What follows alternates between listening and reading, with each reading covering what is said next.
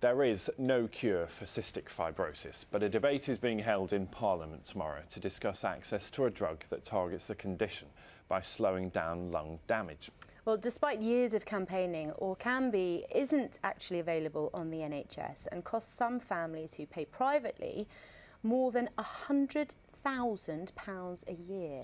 Well, Emma Call will be attending the debate, and for the last month she's been keeping a video diary of what life is like for her 4-year-old daughter, Harriet Tickerlook. My name's Harriet and I have cystic fibrosis. We have to get up a lot earlier than most people. We have to do nebulizers, physiotherapy, lots of medicines. So Harriet's on a prophylactic antibiotic, which she has twice a day. She inhales like a really disgusting salty water, which is designed to bring up mucus and make her cough.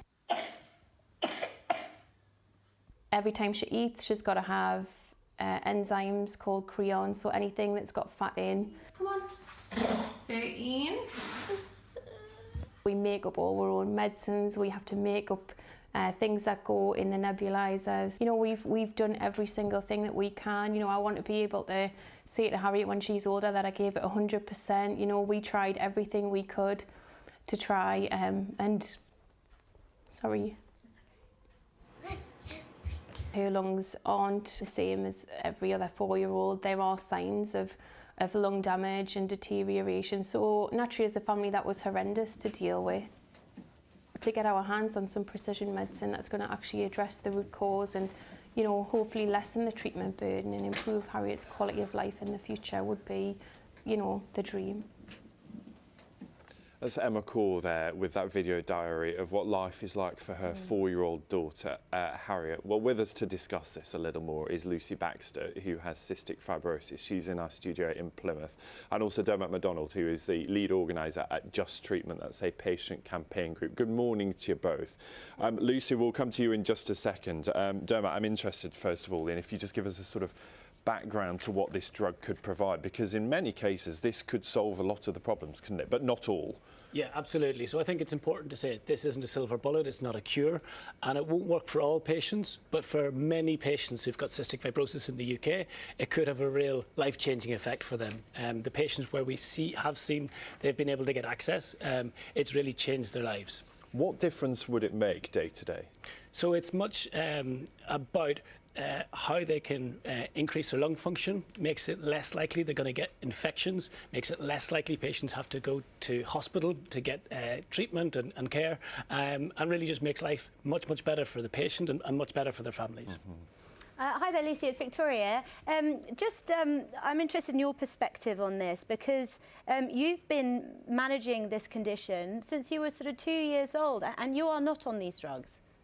No, that's right. So I've had cystic fibrosis all my life but was diagnosed when I was 2. But I find it an incredibly frustrating and heartbreaking situation knowing that there are drugs out there that can impact my life in such a positive way, but I just can't get access to them at the moment.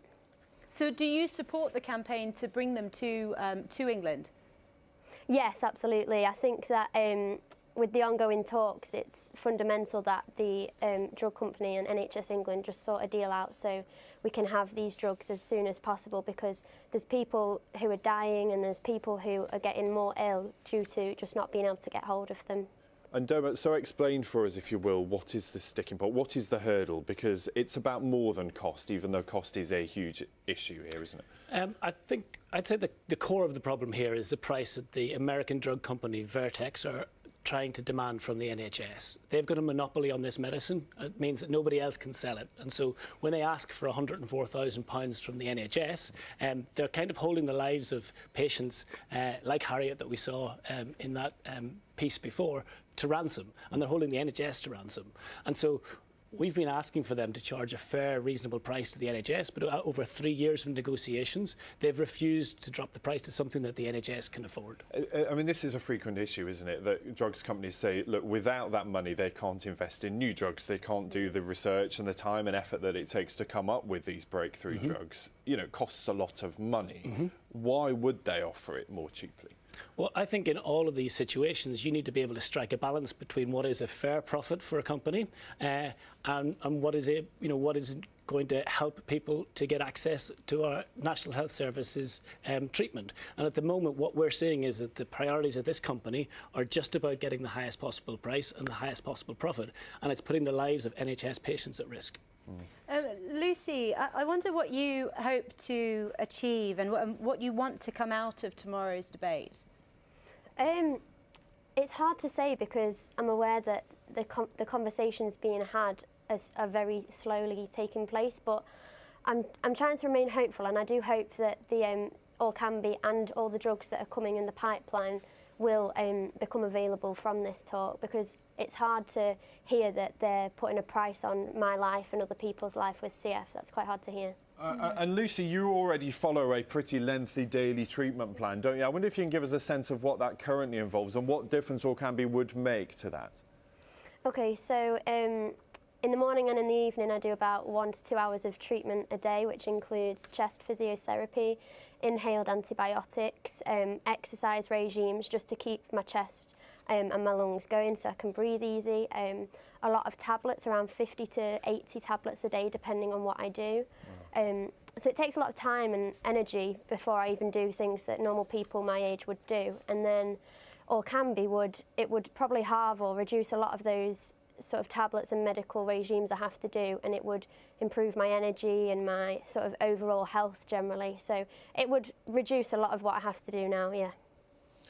It's really good to hear from you, Lucy. Thanks so much. Lucy Baxter there, who's a campaigner in all of this and clearly hopes that that will change. And also Dermot Withers explaining some of the issues there. It's really good to hear from you both. Thanks very much. Thank you for coming in. Now, you can hear more on this story and Harriet's story too on the BBC Look North programme in the North East and in Cumbria tomorrow.